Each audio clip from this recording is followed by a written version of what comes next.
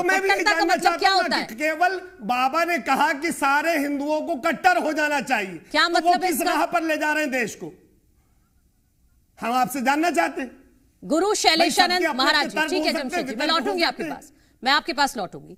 गुरु शैलेशानंद महाराज जी, अगर बाबा बागेश्वर जिस उद्देश्य के साथ निकले हैं यात्रा पर और वो फॉर्मूला सुझा रहे हैं कि अपने मोहल्लों को बनाइए, फिर राज्य को बनाइए, जिले को बनाइए, धीरे धीरे करके भारत हिंदू राष्ट्र बन जाएगा, इसमें आप इसको किस तरह से देखते हैं? क्योंकि जमशेद जी ये कह रहे हैं कि क्या सिर्फ एक धर्म के लिए या फिर कट्टरता? जी देखिए मनोज जी, एक स्पष्ट बात बताता हूँ। बाबा बागेश्वर जो है वो एक भीड़ के दबाव में या भीड़ के प्रभाव में या आज उनकी जो ख्याति है उसके आधार पर कुछ बातें कहते हैं जो कि एक सामयिक है, उसको इतनी गंभीरता से लेने की आवश्यकता मुझे नहीं लगता कि है। जहां तक सवाल उठता है सनातन धर्म का, तो उसकी व्यापकता जो है वो सहिष्णुता में है। उसकी व्यापकता जो है मनु के उस श्लोक के अंदर है कि वेद स्मृति सदाचार स्वस्य च प्रियात्मन एतत् चतुर्विधम प्रावु साक्षात धर्म के लक्षण। यानी किसी धर्म की कृत संकल्पिता है, वो वेदों के अंदर यदि उसका अध्ययन है, उसके प्रति रुचि है, उसके प्रति समर्पण है। स्मृति यानी हमारे जो ऋषि मुनि जो साइंटिस्ट है उनके अनुभवों को हम सिरोधार्य रखते हैं, तो वो स्पष्ट है कि वो धर्म का लक्षण है। यदि हम सदाचार से जीवन जीते हैं, यानी न मैं दुखी न किसी और को दुख दूं, तो ये भी धर्म का लक्षण है। महाराज जी, क्या बाबा बागेश्वर की कही हुई बात का या दिए हुए फॉर्मूले का समर्थन करते हैं?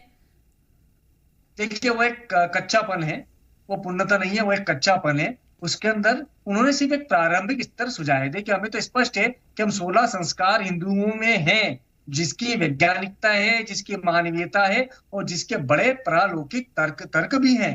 तो ऐसी स्थिति में यदि किसी को हिंदू कृत संकल्पित बनाना है तो उसे 16 संस्कारों से परिचय कराना होगा।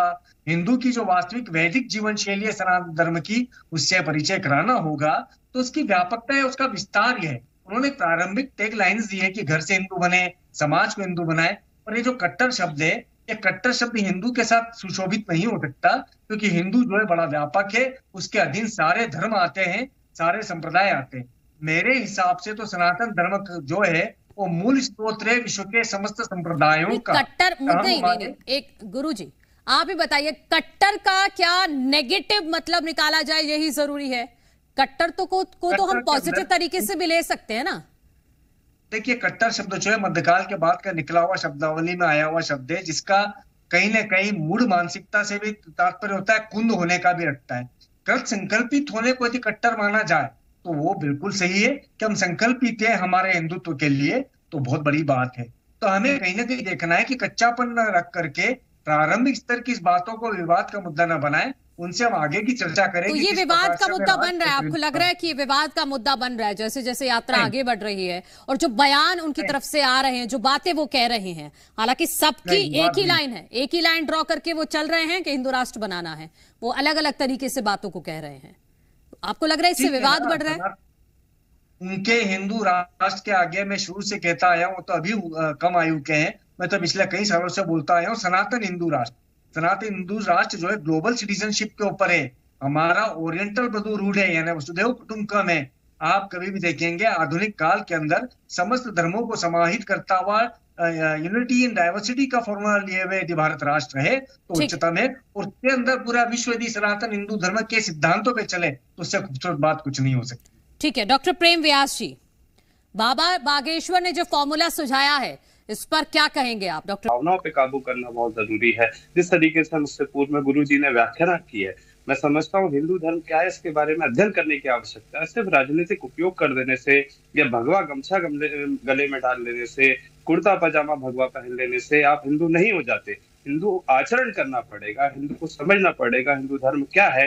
ये धर्म हमें सिखाता है कि हमें एकता के भाव के साथ में रहना है, ईर्ष्या नहीं करना है, किसी को डराना धमकाना नहीं है, सच्चे मार्ग पे चलना है। तो ये हिंदू धर्म है। सबसे पहले हिंदू धर्म को जानने की आवश्यकता है, और जो उसको आत्मसात कर लेता है वो सच्चा हिंदू है। ना कि सर पे गमछा बांध लेना, गले में गमछा बांध लेना, किसी को भयभीत करना, डराना, धमकी देना, इस तरीके से राजनीति करना धर्म के नाम पे चंदा एकत्रित करना, तो ये हिंदू धर्म नहीं है। और बाबा जी ने सही कहा है कि पहले खुद को हिंदू बनाए, अपने परिवार को हिंदू बनाए, तब जाके आप हिंदू राष्ट्र की जो कल्पना है उसमें हम एक कदम आगे बढ़ा पाएंगे। मैं बोल देती हूँ, वो यही कहना चाह रहे हैं कि एक विशेष वर्ग को टारगेट किया जा रहा है, वो यही बात कर रहे हैं कि लाइन में।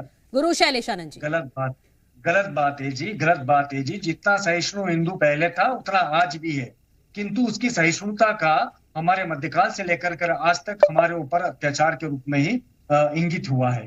तो इसलिए स्पष्ट हुआ कि हिंदुओं की एकता के लिए यात्रा भी निकाली जा रही है, उसका हम लोग इसलिए समर्थन कर रहे हैं।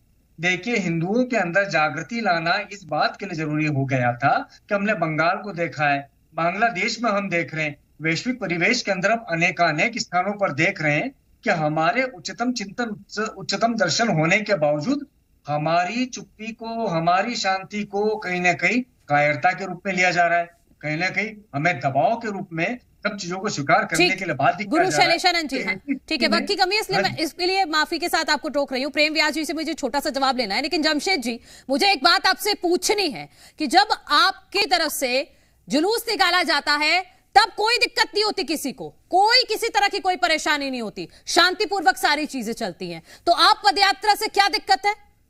जुलूस में इस तरह के बयान नहीं दिए जाते कि मस्जिदों में राष्ट्रगान होना चाहिए, तो होना चाहिए, होना ही दिक्कत चाहिए। है कोई जुलूस में इस तरह के नहीं, तो राष्ट्रगान से क्या दिक्कत है आपको? नहीं दिए जाते कि हिंदू को हिंदू बनाया जाएगा। अरे उन्होंने नहीं, आप आधी बात मत करिए। एक तो जमशेद जी आधी बात मत कीजिए। उन्होंने ये नहीं कहा कि सिर्फ मस्जिद, उन्होंने ये कहा कि मंदिर और मस्जिद, आधा सच मत दिखाइए, आधा सच जनता को मत दिखाइए। उन्होंने दोनों बातें कही थी, उन्होंने कही थी मंदिर भी और मस्जिद भी। पूरी बात बोलिए ना जमशेद जी। हम कह रहे हैं संविधान, ये देश संविधान से चलेगा।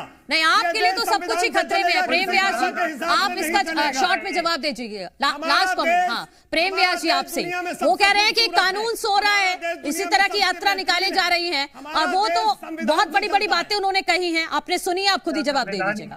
प्रेम व्यास जी, नहीं, मुझे लगता है कि इसी कट्टरपंथी का जो है विरोध संविधान से चलता है और संविधान से चलेगा, किसी बाबा के कहने से नहीं चलेगा। अरे जमशेद जी, चल तो रहा है ना, दोनों तरफ हो रहा है। एक तरफ राष्ट्रवादी मुस्लिम है, बिल्कुल नहीं चलेगा, बिल्कुल नहीं चलेगा। हमारा देश संविधान से चलेगा, संविधान से ही चल रहा है। मुझे समझ नहीं आ रहा कि अगर बाबा बागेश्वर यात्रा निकाल रहे हैं और वो अपने अनुयायियों को कुछ कह रहे हैं, उनको भी आजादी है, तो उसमें दिक्कत क्या है?